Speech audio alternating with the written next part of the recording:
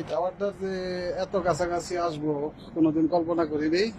ইনশাল্লাহ এই টাওয়ারের কাছে এসে বসছি, দেখেন কত বড় টাওয়ার এটা, পেছানো টাওয়ার এটা। আরিস, এই জায়গার নাম নাকি আরিস বলে,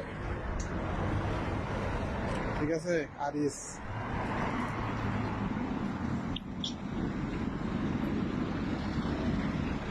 অনেক বড় টাওয়ার।